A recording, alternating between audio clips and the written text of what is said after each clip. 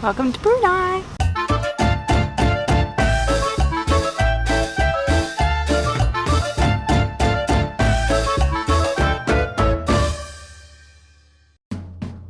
We started off in Kota Kinabalu and we got the boat from there to Begawan, which is like a little island which belongs to Malaysia, and then from there to Brunei.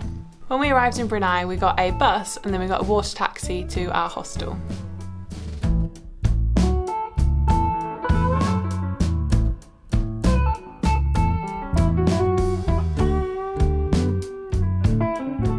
On our first evening, we went to the Garang food hall. We arrived quite early, so it wasn't kind of as bustling as it normally is, but it was nice. We got some local food and it was really, really cheap as well, which is always good.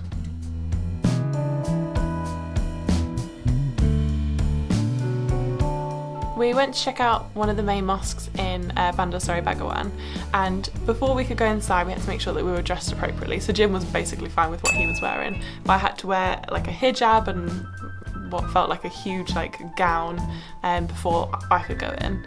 And there was like a kind of very select tourist route, so although you could see pretty much all of the mosque, you're only allowed to walk like a really tiny little bit of it. Actually, the best bit of going inside was that we met an amazing Australian woman called Penny. That was my highlight.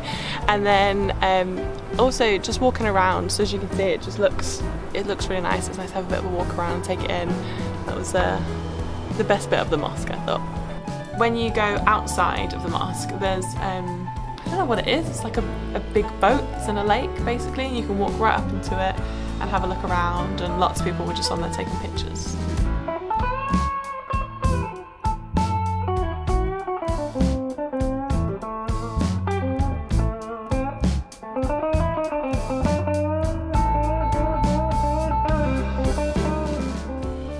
So we found out through one of the water taxi drivers that they can actually take us out into the mangroves.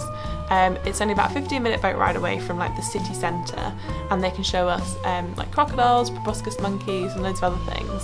And it was quite a good price, like it was really, really cheap for like a private tour basically. So we did that. Penny was with us as well, so we all went out, and it was honestly like some of the most beautiful things I've ever seen. A lot of it was so untouched.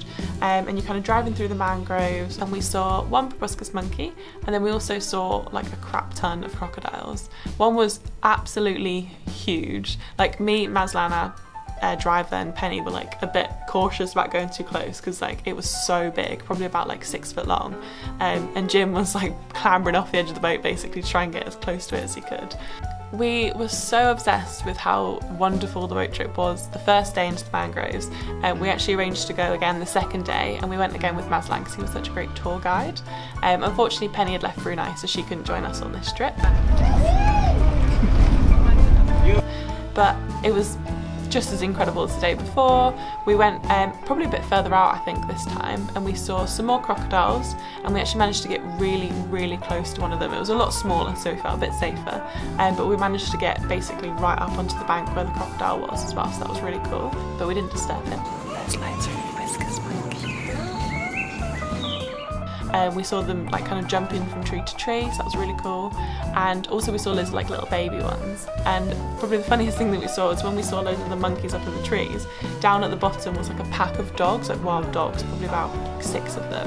And they were just obsessed with the monkeys. Like they kept like barking and whining and like trying to climb up the tree to get to them.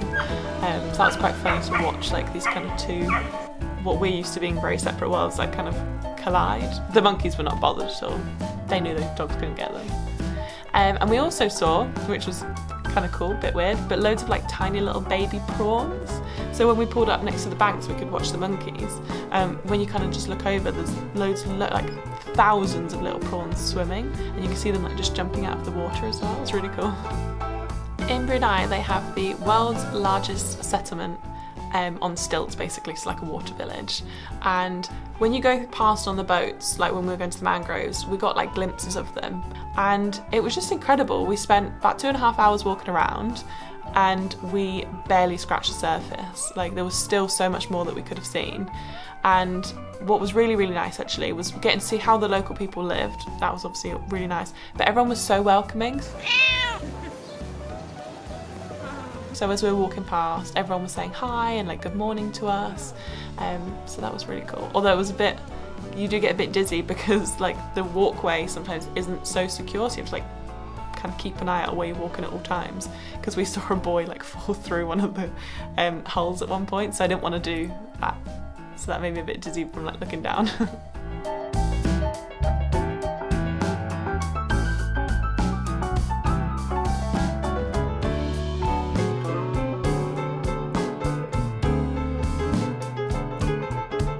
Before we went to Brunei, we were a little bit unsure about whether we should go, how much time we should spend there, and all we'd actually really heard about the country was the law that was kind of talked about last year, which is obviously very homophobic and not something that we agree with. So we thought we'd go for a couple of days, see what it's like and try and form our own opinion. And to be honest, we were completely blown away by how incredible everyone was. Obviously we don't agree with the law that happened last year, but like the people were so lovely. They couldn't have been more welcoming. They were so friendly to us and they taught us a lot about the country. So we definitely are really happy that we did make the time to go and learn a little bit more about them. So bye! Speed that up and make it look really fast and I'll disappear.